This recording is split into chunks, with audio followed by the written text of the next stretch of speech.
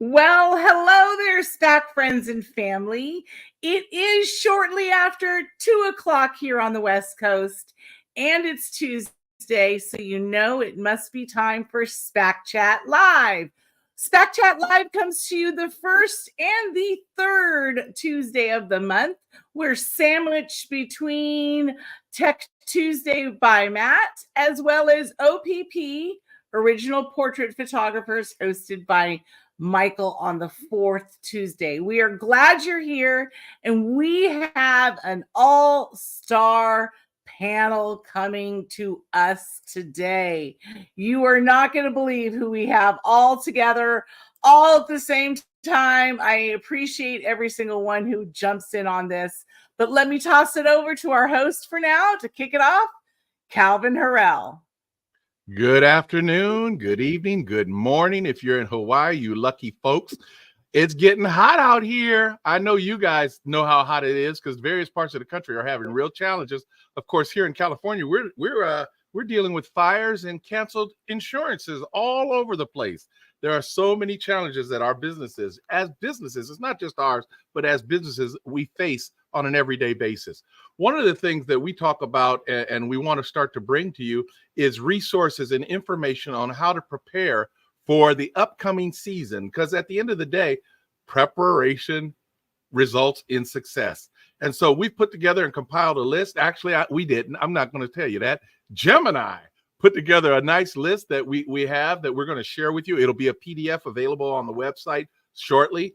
Corey's going to upload that for those that are not familiar with this particular thing. But today we're talking about how to prepare for the next season. This is a preseason checklist. Let's have a discussion about it. Let's see about some of the things that some of these seasoned veterans, I've got Mike Norkin, Nick Shube, Bill Ripcho, Neil Freed. You know, I've got some superstars that are doing this, have been doing it for a long time, and they have various things that they know, hey, I've got to make sure that this falls in. Of course, for those of you that do ID cards, get your orders in early. Ribbons, ID cards, and that sort of thing. Get those orders in because the vendors need to be sure that they have enough supplies so that you're not left hanging. So let's get started. Good afternoon, gentlemen. How are you? Surviving. How are you? I'm good, man. Just surviving. Now, Mike Norkin, you have reported phenomenal growth and success this year. You can't be out there just doing anything. No, I'm flying around in my jet. Can't you tell? There it is. That's what we love to hear. Success will do that for you if you get to that point. I know you're on the way.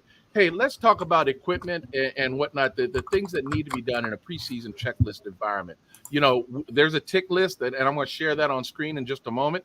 But there's a tick list of items. But let's talk about what are the most critical thing. Just give me the one related to equipment and technical items. So for us right now, we were actually taking all of our laptops and not only are we doing full checks on them, but we are completely wiping them and starting fresh. So that way we don't have any Windows errors. We don't have anything installed by previous employees or any other iterations. We don't have any hard drive issues. So we swap out anything that could be a regular hard drive to an SSD. We make sure it's a relatively recent SSD. We are rolling with 512s this year instead of 256 just to make sure that we don't have any space issues and problems. Although most of our jobs don't live on the computers, they get synced up and then move off. But still, we want to have fresh computers. And so we want to make sure that everything's operating quickly and efficiently, addressing any power line, any power adapter issues, addressing all those things so that come July, all 90 of our laptops are working, ready, and good to go. So that way we don't have any issues. And then we're literally replacing equipment. I bought 19 laptops yesterday. So that's just part of the process. Yep. So in your mind's eye is the data. Control and protect your data at every step. That's perfect. Nick, talk to us. So as far as gear, the big thing that I have is kind of like long lead item timeline kind of things. So you want to go ahead and pull out all your gear, every single light stand, every camera bag, every USB cord, and start compiling your list. And, you know, a lot of people, it gets into summer, you're, saying, okay, well, I have this much to spend, from now till August. You want to send out all those long lead items, anything that's shorter, USB cables, all of that kind of stuff. Then you can play the game of like, well, let's order it when the shoot, 2 weeks, 3 weeks, whatever, 4 weeks before the shoot starts, and just kind of making a timeline of what is the most critical and most important and easiest to get. Wonderful. All right, Neil, you gotta, you're in the volume market, but you're in a little different way that you have been doing it, and you've been having great success over there in the East.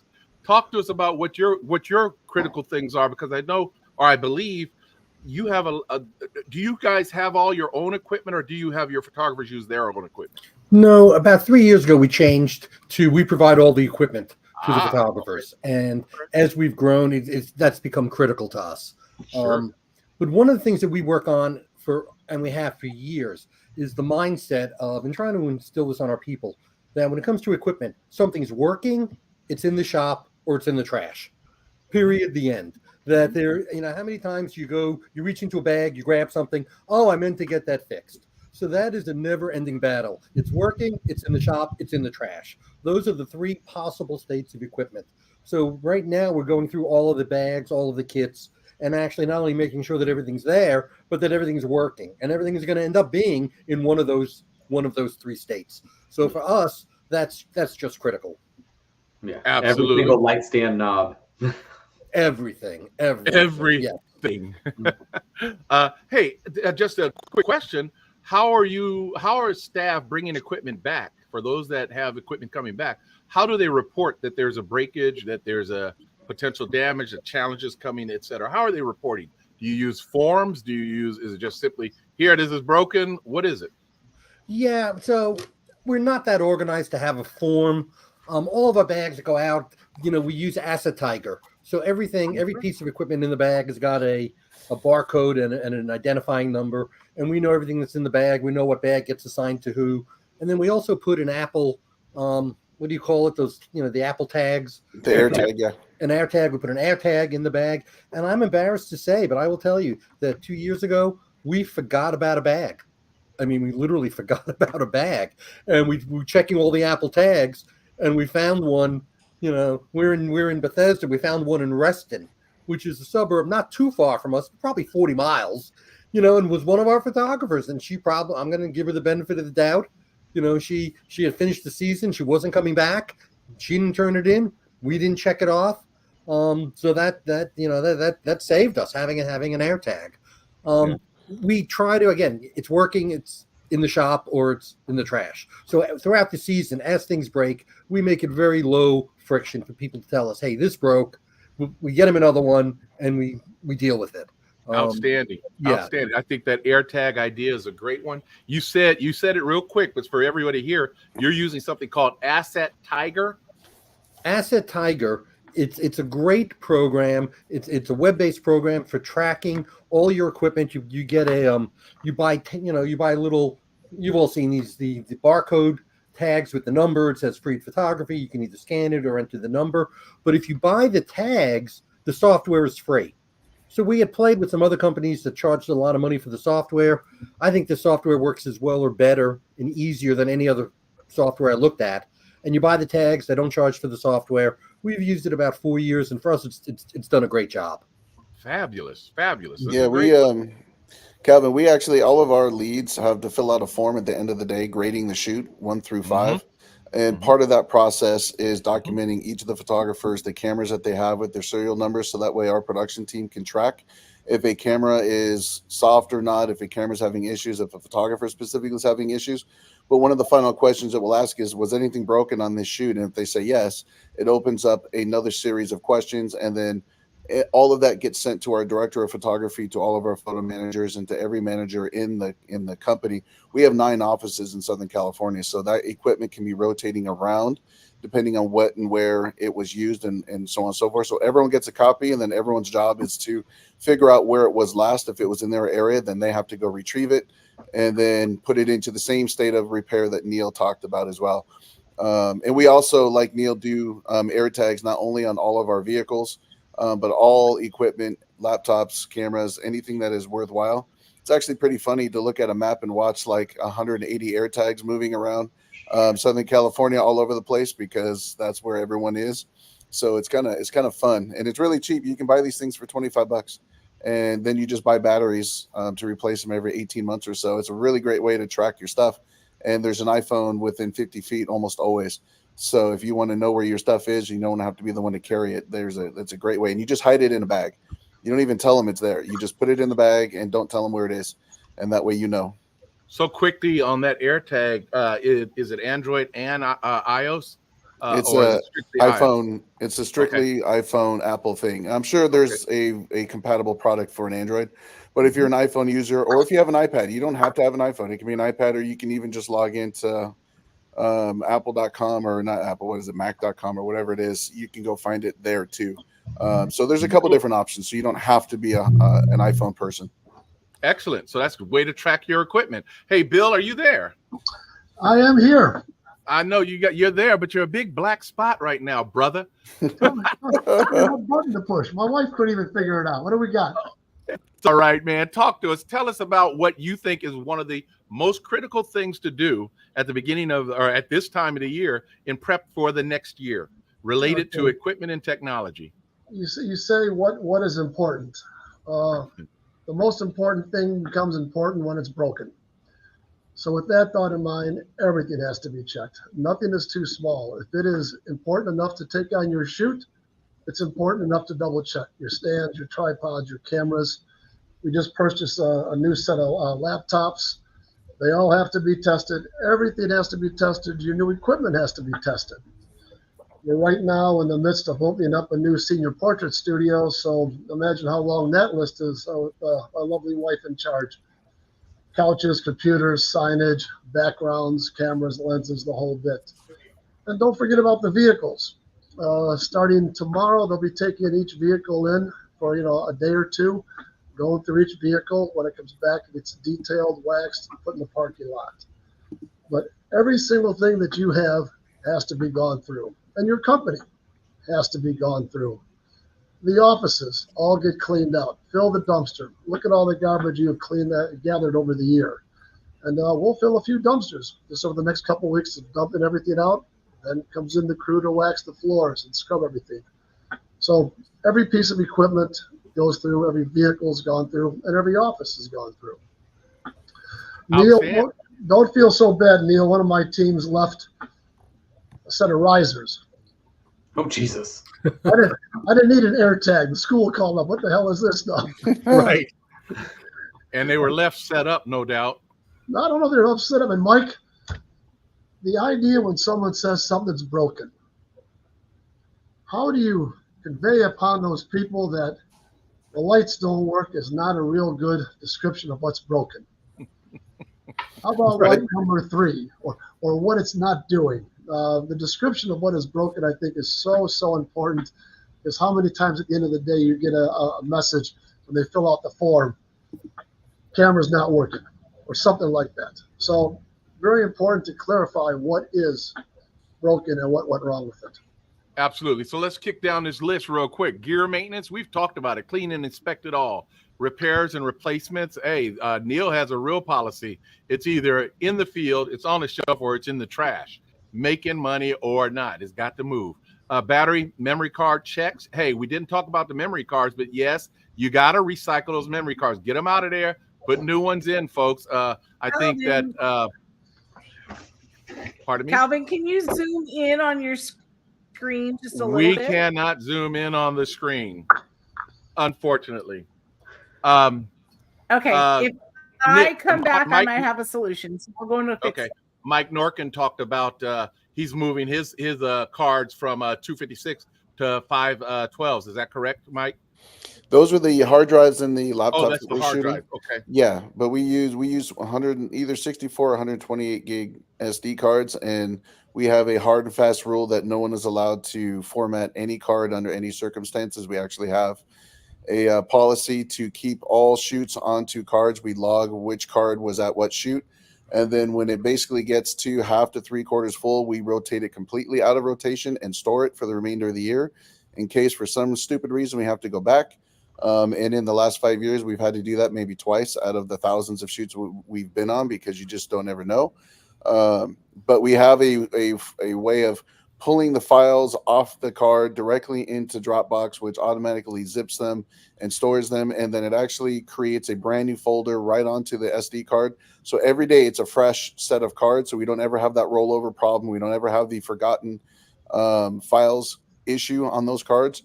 And because we're shooting large enough, and then we're shooting tethered to a computer. So the cards really are just triple redundant. And a lot of people shake their head at me, but guess what? The one time that we need them and we have them is why we do it. And we all know that this shit doesn't always work. So we have to have a policy into place. You really don't need a fire extinguisher, because a fire doesn't happen every day.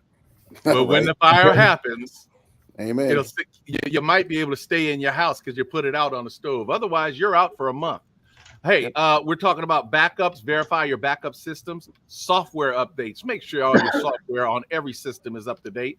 And then run a test shoot using your existing equipment to be sure all the pieces fall together. I'm going to pull back out of there now to get that out of there because it's small. Let's talk about the administrative side of things. That gets to be a real tangled web where we are right now with technology. The use of AI is becoming dominant in every sector. We're finding schools are even using it.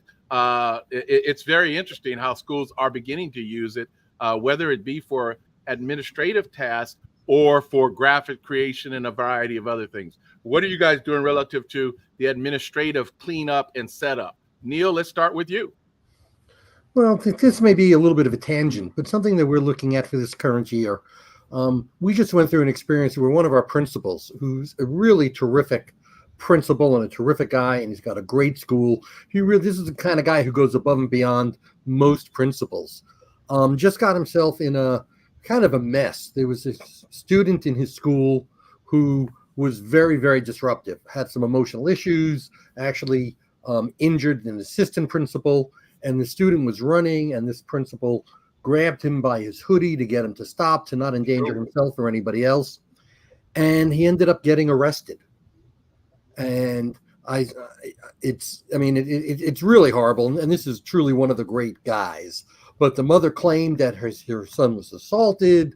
And I mean, it's probably going to end up being a case where this person's going to try to sue the school district because her son was assaulted. I mean, this is a principal who, we've worked with for years. I mean, I do not believe that he in any malicious way assaulted a student, other than trying to keep the student and other kids safe. But one of the things that we're looking at is actually putting up a GoPro camera on every photo shoot so that we have a record, because we've got a policy that obviously we never touch the students. We don't fix hair with no stray, that's just the way we do things. But in today's world, I'm not sure that's enough. So we're looking at literally putting a GoPro up at every photo shoot.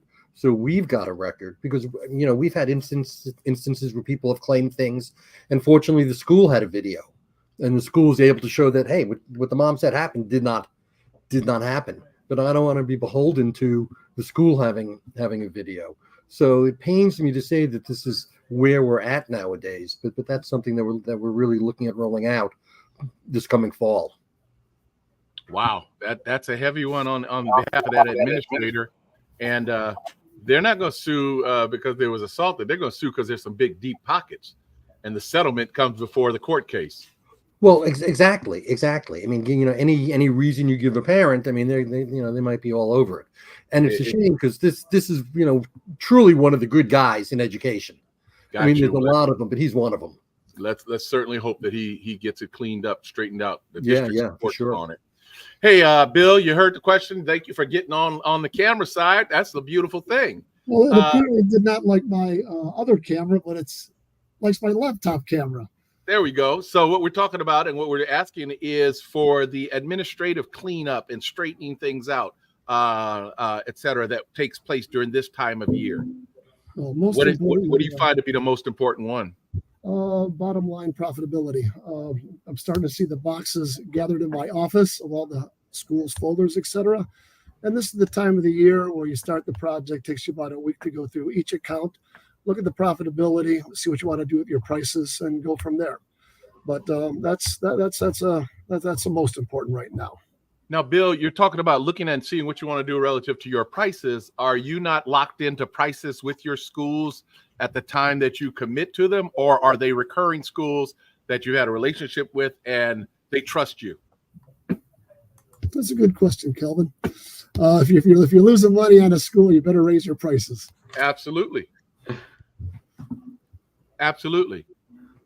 Okay, so you're able to raise prices. That's a good one. Yeah, absolutely. Yeah. So don't be afraid to raise prices, I think, is the message that we need to put out there. Don't be afraid to raise prices. If you're every not price turning a is up. profit and you don't raise your prices, you're going to lose money again next year. Absolutely. It's greater money. Pricing has gone up everywhere. We're real resistant, seemingly, as an industry to say, you know what, the price has to go up. There is the challenge of diminishing returns. You can ask for more margin, look for a sustainable margin since perhaps sales go down. You can ask for more, but we could also end up reducing the level of participation. So you might have to increase your marketing budget or your solicitation budget if you're doing anything of that nature. Nick, talk to us about the administrative side, and I've got to go offline. I'm coughing. In the administrative side of things, one of the things that we're really prepping for this year is if there's anything that we can do in the office ahead of us getting busy, we're going to do it. So all of the things like our picture day posters, like already have your contract, the dates, just make the freaking posters, put them on a shelf until they're ready to go out. Same things with your notices. If you're doing proofs and you want to redo your design for the proofs, now's the time to go ahead and do all of your, refresh all your graphics and get all of that done. And anything that you can print ahead of time, just do it now, put it on the shelf, have it ready to go, August 15th when the school office comes back. Yeah. The other thing after that is just anything on your website that you're going to do administratively, as far as graphics wise, like now's the time to do it while you're probably getting less click through and all of that kind of good stuff. Absolutely. Mike Norkin, what are we talking about on your end, administrative side? All of the things that these guys said, but the most important for me is understanding what our schedule looks like and spreading our schedule. And so we spend the next several weeks ensuring that all agreements with our schools are clearly articulated. We know exactly what their expectations are, what days. And, Calvin, because we are in the great state of California and in the instant ID card world and capital of the country, we've got challenges that are different than most around the country. And so I got to roll with 80, 90, 100 photographers a day for about 3 weeks. And I have to really understand what the hell that looks like, make sure staffing is capable. And so if you were to walk into my conference room right now, you'd see every single sector of our business is up on a wall on a piece of paper with everything listed out. So that way we don't miss a beat. And then Alex and our company has devised our own internal program that is tracking everything and pushing out stuff with a couple of other software platforms. So that way all of our calendars make sense and have all the corresponding information that is important for us. So we start the money portion of it that Bill was talking about. We start doing that in March. So that way we get to summer and now we're concentrating on the fall. So that way we're ready to roll. Outstanding. Now, these things we're talking primarily, the group here is talking about schools, but the exact same process is used for each sports season. And so folks got to realize that what we do, the cameras in the field make money. Cameras on the shelf don't. So if you're doing volume schools, you can probably do volume sports, especially in the down times. You just have to work the matrix the right way, and it'll work. So let's talk about what we have on that PDF that you'll be able to access. It's contract review time, scheduling time, pricing review time, marketing materials, websites, etc., as Nick suggested, the ordering system, make sure that everything is set up and there's no missing things in there. No matter what platform you're on, you need it. And then permits and permissions, make sure your permits and permissions are all set up for anybody that you might need them. They should have told you that at the time that you contracted with them. They should have told you that at the time that you contracted with them. So just make sure that that's in place. Let's move on to logistics. And that's talking about the logistics actually of travel and background, prop checks and travel planning and that sort of thing. And I know there are some that have, like, for instance, Mike, you're going to have a little different experience because you're spread out so widely in that vast area down there. Logistics of the planning process, what would you say, Mike? I'll go back to you. So we have our entire region broken out into areas that are run by, oh my gosh, these guys are too funny. So we have the areas broken into regions with a photo manager that's in charge, and that photo manager is specifically charged with hiring and planning and scheduling out those areas. And then we have a fleet of vehicles that then are at their disposal, and then we have resource request forms that are filled out. So we are a very form intensive company. Everything is tracked, everything is requested, everything needs to be done ahead of time for planning purposes. Obviously, we can make changes and flex same day if needed, but we try and get out in front of it so that everyone knows where everyone's going to be and what they're doing. And then if we need hotels and things like that, which are absolutely part of the process for us because of the distances that we do travel. I mean, some of our Midwest business, we can have schools that are 3 and 4 hours away. And so we have a form that requires a fill out that just says, hey, employees need an overnight stay for the following days and times to the amount of people. And then we have someone, sometimes it's myself or someone else in the company will put them up and figure out where they're going to stay, whether it's an Airbnb, if it's a longer stay, or if it's a hotel chain that we have a corporate arrangement with. So that way we're taking care of them, because I don't like our people staying in crappy places. So I want to try and, they're not going to stay in the St. Regis or anything, but they're not going to stay in a Motel 6 either, unless that's literally the only place in town. So they appreciate, our staff actually fight for those opportunities to go out of town. They enjoy the extra kind of time away, and the travel is kind of the, hey, Mike trusts me to go 3 hours away from the office and go represent him over here. And so they all vie for that, which is a really great opportunity for us to kind of recognize our staff who are doing a great job and put them in a position to be successful. It's really interesting. Because we'll put people up also if it's a 2-hour drive or more. We'll put them up because the travel time, especially if they got back to back, they got to go back down the next day. It doesn't make sense. You're costing fuel and road time exceeds the cost of a nice room somewhere. And you're not, definitely, as you say, it's not luxury, but it's damn sure, it's quality room. Nick, talk to us about the logistics side that you deal with. Travel planning is pretty similar to your guys's. I mean, we're small enough that we don't have, maybe quite as many forms as Mike has, but, it's the same. Make sure the hotels are nice, make sure your team knows where we're going. One of the things that we're starting to do to dial back a little bit of our travel is in areas where we can, is getting a couple local people brought in. So we'll be sending out, maybe 2 leads and then having 2 local guys come in. And that's just for a couple of shoots that we have coming up. It's not every shoot and stuff. So if you have a friend across the country or across the state, reach out and start making those kind of plans. And then it, saves a lot of your travel, a lot of your hotel. Absolutely. Bill? Well, we stopped doing the overnights years ago. Pretty much the farthest we're going is about 3 hours or so. And every morning the crews meet here. We got a fleet of vans, a fleet of cars. They meet here, they go, they shoot, they come back. We don't typically have back-to-back shoots 3 hours away. And if that was a situation, of course, they'd stay overnight. Yeah. Neil? So we're in a very school-dense, rich area between public schools and independent schools. We pretty much stay within an hour and a half of where we are, so we're not going over out of the market. I'm not staying in hotels. For us, the challenge is kind of the scheduling, 3-dimensional checkerboard. You need enough photographers to cover the maximum day you have, but you may not need that number for every day.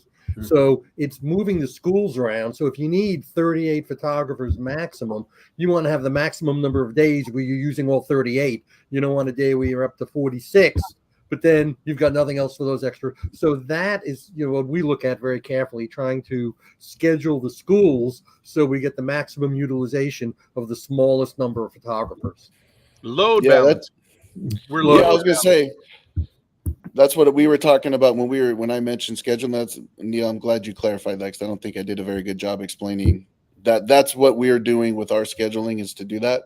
Sure. But we even go as far as, if we need, let's say 25, we always have 28 on the calendar and ready to roll, because all of the call outs and blowouts and everything else. And so we have Sure. people in reserve who are on call starting at 4 a.m. that then work a half day in the office if they don't end up getting called out. So that way they're not wasted. And then they go through a rotation, so that way we can get them to where they need to be and they're still getting hours. But just to do that. But yeah, we try and do the same thing. So sorry, I didn't mean to step in. That was No. Look, I'm that's sure an everybody important does. thing. Yeah, this yeah. is what this is about. It's a conversation, and I like the idea of they bring them in a half day, hold them on reserve, and then bring them in for a half a day, and that way you're not just pouring money down a drain. Yeah, I think that's a great idea. Good feedback there. All right, let me throw out the list there. Background and prop checks. Ensure the backgrounds and props are clean, and et cetera, et cetera. Travel planning. We've talked about that. Assistant coordination. That's your photographers, anybody that's receptionist based or otherwise. And insurance. Verify all of your insurances. Make sure that you're in good position. We're dealing with something right here in California. In fact, personally, we're dealing with ours. Our comes July 1, our insurance is gone because they're leaving the state. So I'm working with a couple of carriers right now to deal with the pricing that we have to deal with. It's the nature of the beast. Let's talk about client communications and setting those up. What are you doing relative to that? Because now's the time. We work in a world where we have two different types of customers. We have administrative school personnel, and then we have teacher level personnel at the school, and then we have students and parents. So there's actually 4 audiences that almost get 4 different types of messaging from us. So client communications is extremely important. You have to deal with checking out your channels. What do you guys deal with, or how do you address your client communications? Are you making any changes? Let's go ahead and start with Neil this time. So obviously for photo shoots, everything starts with the student data list. Let me back up. You have to have the agreement, you have to get the date, but assuming you've got that, when you start getting into the nitty gritty of the photo shoots, you need to have the student data list. So we've finally automated that process where my gal who handles it literally pushes a button, and every week, every SDL we need for 2 weeks out, the emails go out and it gets updated automatically if we got it back. And what two people used to spend a fair amount of time on is now one person spending 10 minutes on. The problem we have is we know we need the information. We need the schedule. We need the SDL. We need communication.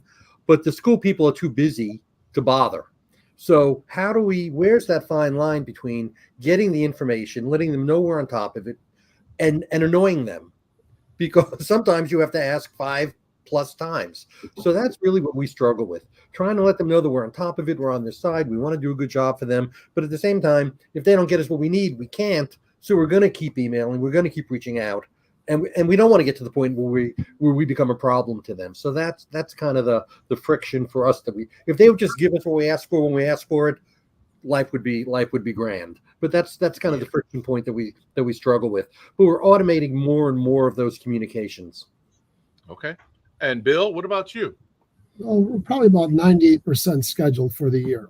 There's only going to be a handful of schools that have to schedule, or are they going to schedule? Outside of that, our schools are shutting down. You're not going to find these people till August, and then it's a crapshoot. You're chasing these people down to get this information. The closer you get to that day, the more phone calls you got to make, the more emails you got to send. But you're going to have your good schools, you're going to have your schools are going to drag. But you got to be staffed to be able to grab that list on a Tuesday and shoot that school on a Wednesday. I wish Wednesday. I'd be thrilled to do it on a Wednesday. I get them on Tuesday and shoot them on Tuesday. That's sports. Yeah. You get them in the morning for the 3 o'clock shoot for sports memory meets. I want to know your secret, Bill. It happens. A lot of phone calls. A lot of phone calls. And you're not going to cancel a picture day because that happened. I'm fascinated by some folks say, hey, just cancel the day. If that data comes in, we cannot cancel the day. We have to move forward. And it is a sweating time. We got a call, and it's interesting.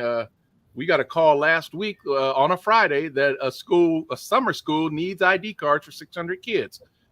They need them on Thursday. Do you think I'm going to turn them down because we weren't booking anything this late? Oh, no, we'll be there. Data's in. Now, one of the things also, just to share, one of the ways that we've been able to streamline the process of getting the data from the school is to send them the specific query for the software that they're using. If you send them their query, then the secretary is just going to copy it, paste it into the bar in whatever they're using, and spit out the data and send it to you. So that's been a lifesaver for us, and it's something that all of you can have access to that information. All of the software providers have information related to how to create a query for what types of data, and you can just go online to find that, build the query for the school. Remember, if we solve their problems, we're more valuable to them if we solve their problems. So just build a query, send that, and say, hey, would you run this and send us the results? Done. All right. And then, Mike, talk to us about yours, because I presume with the multiple locations, the volume that you're doing, your communications channels they get hit a lot. You're being tagged a lot on your website, et cetera, et cetera. What are you doing? It is probably the biggest point of contention in our company. It's extremely difficult. I hear these guys, and I feel good knowing that we still haven't solved that problem either. I mean, just for graduations in the last week and a half, and for the next couple of days, we will do 100+ graduations, and just getting the information from the schools on graduations and getting them the marketing and doing all of that, it's literally required pulling teeth into every fall for sports. It's just miserable. So we are working with a vendor trying to come up with an automated way, and I think there's something really cool coming that we'll be able to share with you. It's a little early now, so we can't talk about it yet, but there's going to be an automated way to be able to get data, and I think it's going to be mind-blowing for all of us in the future when this person pulls it off, and it's going to be freaking amazing. So I'm not at liberty to talk about it at the moment, but we are working with them to really push an API to different companies to pull this data out and have it live. So that way we no longer have to do. But Bill or Calvin, that's a great idea too, to actually talk about sending them the specific query search, because you're right, these secretaries have no clue how to use their own software, and they use it every day and they don't know how to do it. So I've never actually thought of that. Here, just copy and do this. I tell them the information that we need, and we literally will go to the computer and do it for them if they can't get it for us. But to actually physically tell them the steps and the specific search parameters per site, that's an interesting idea to try and solve that problem. But it is a pain point, and we start months in advance trying to get all that information in. As you guys have all said, on the day of, we are still getting data to solve these problems, and it's an industry-wide problem, and I wish we had a really good solve, and I'm really keeping my fingers crossed that this person comes through for us over the summer with this new concept, and it will solve a lot of our heartache very easily here. I'm getting a delayed. I don't know if my audio is okay, but my video is delayed right now. So I'll continue on. You'll just see me jumping around the screen here. The list of stuff that we have relative to client communications are reminder emails for schools or leagues about upcoming shoots. What about reaching out through your social media channels about school picture days that are coming, getting that artwork all put together? Nick talked about get those posters put together, get the artwork that you want schools, the digital artwork, get all of that in place so schools can use it and distribute it for you. And then the multiple communications channels that you're using with the schools. Be sure your schools know who to contact for what purpose. If you need to make posters, then put them up to school with a QR code that says this, it'll dial a phone number for them or show them the phone number, then that's what you need to do. Keep people out of the office of the administration as much as possible, or the secretary's office as much as possible with the tools you use. All right, let's talk about the additional considerations that should be made at this time of year, where it slows down a little bit, ramping up to getting started. But what are the last considerations you guys all think should be made in this puzzle? Mike, let's go with you. Man, I could be here all day answering that question. I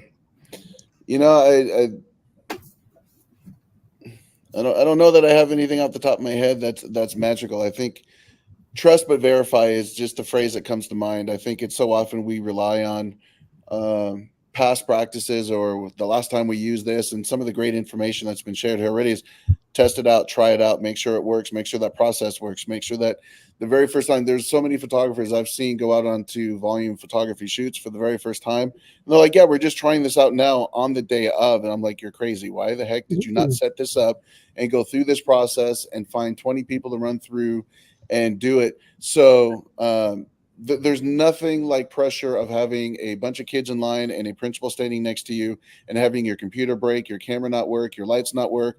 One of those things invariably. And so you need to understand your equipment, your software, your processes like the back of your hand, so that when something doesn't work, you are capable of making a fix immediately. And if you are not, it just shows everybody that you're not the professional that you thought.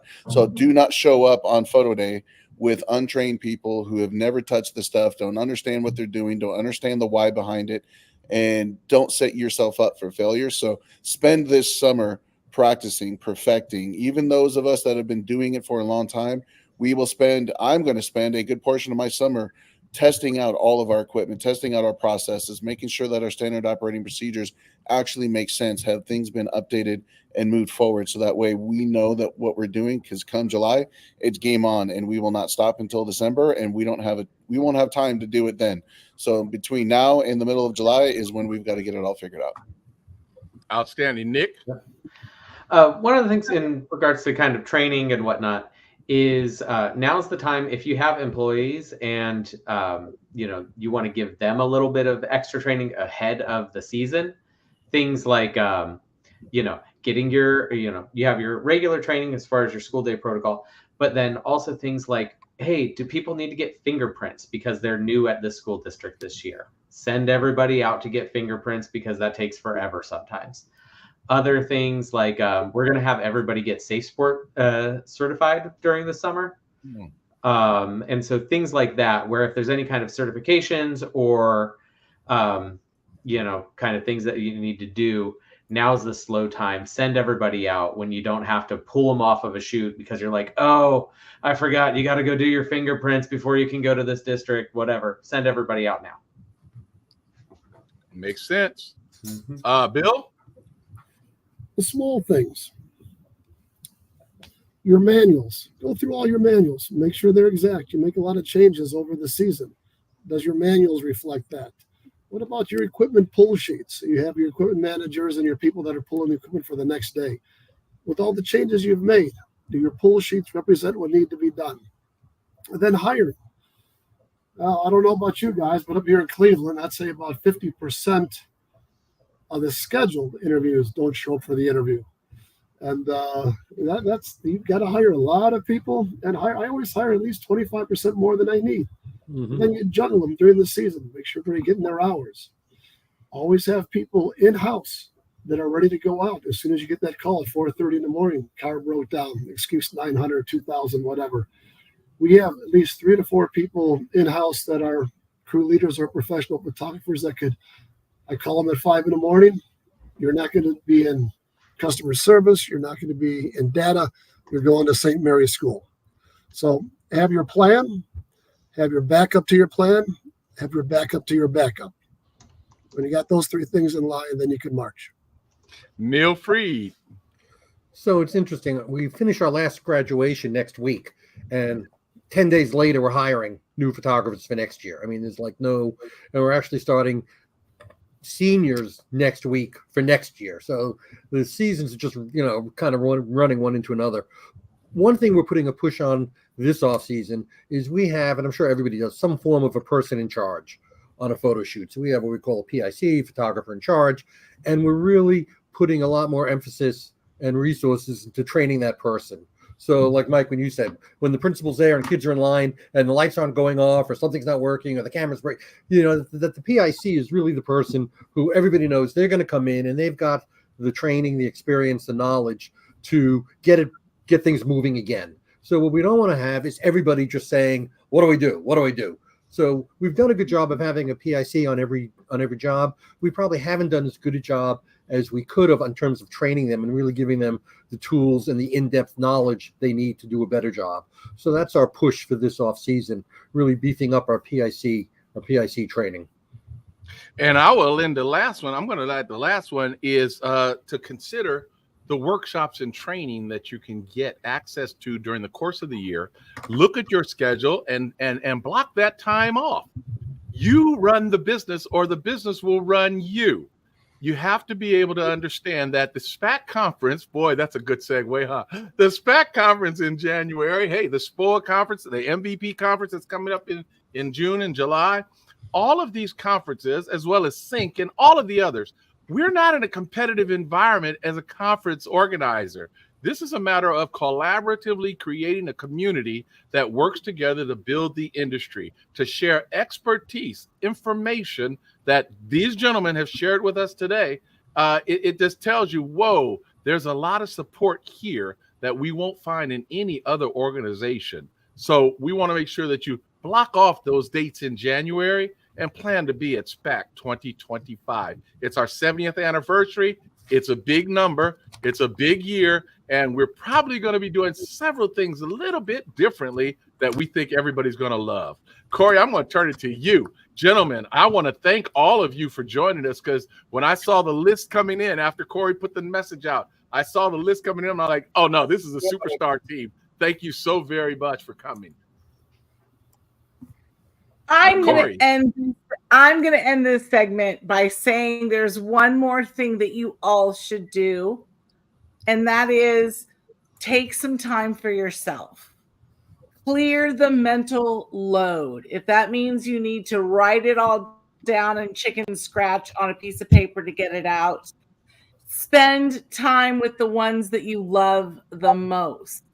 They're not going to remember what they got for their 7th birthday, but they will remember that picnic that you guys went to on the park and that you played.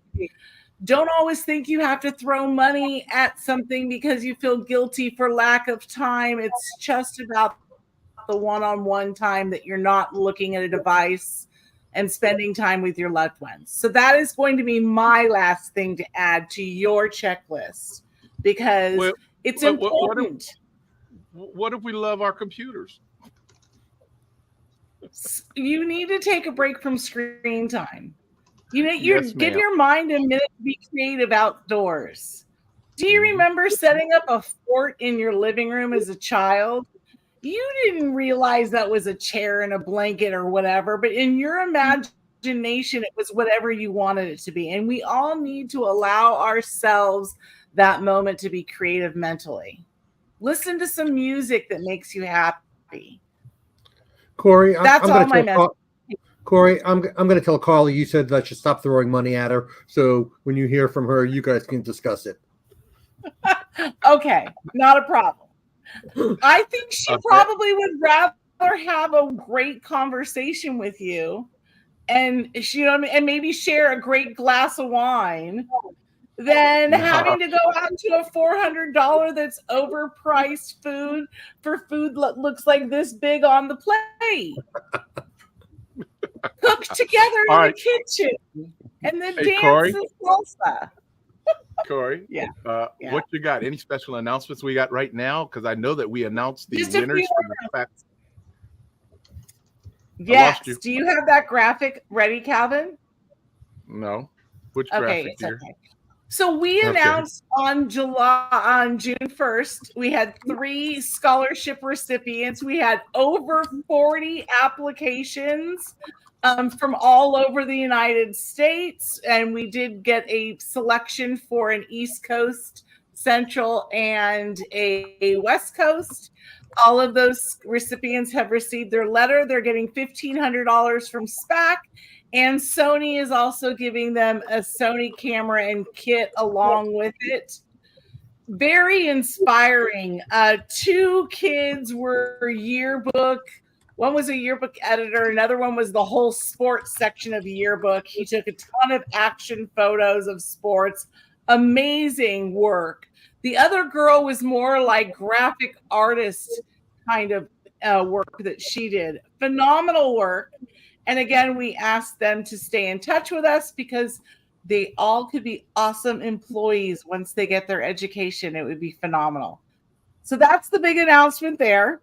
The SPAC board will be on stage in Coventry, UK in a few weeks at Click Live. So we'll be seeing many of our SPAC Europe friends. If you're watching from across the pond, I hope we will see you there. Make sure you head to the Volume School section of the trade show. You will find us there.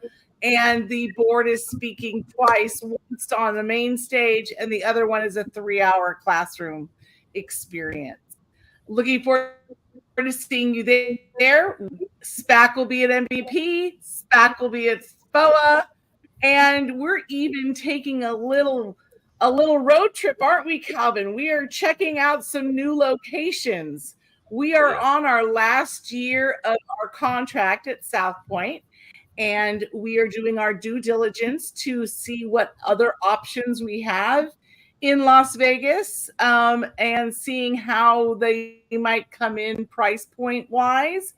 But we will be running a poll in August, asking some questions about what you all might want to see in a new venue, because we do want to take your input into consideration. Right, Calvin? Yeah, absolutely. And one of the critical components in the investigatory work we do, one of the great factors is how do we maintain a phenomenal price for the attendees? So it's not really, this deal is, it's really not a hurting price. One job pays for everything, it's just one of those things that we have to take so many factors into consideration, including, is it a union hotel? What are the food options that they're going to have? What are the accommodations like? And we know the smoking thing at the South Point. We got it. We see your head nodding there, Bill. Yeah. That's we why my wife's not there. Come on, let's go. Let's Eric Mitchell. We got it. We're looking. We're searching. We hope things go better. And we certainly hope that some of the changes we're making this year may very well make some things better for you already. So there's just a lot of things that are going on in the background. We're all trying to make this the best conference that we've ever had, being at the 70th anniversary conference. All right, that's it, Corey. That's it. 70. Gentlemen, 70. I want to thank 70 years. Gentlemen, I want to thank you all for joining us today. We know all of us have busy schedules, and today was an important one because people need to get started in planning the future. Talk to you soon. Bye-bye. Thank you, guys. Bye. Bye, everybody. I'll be putting the PDF up on the website momentarily. You can download it there.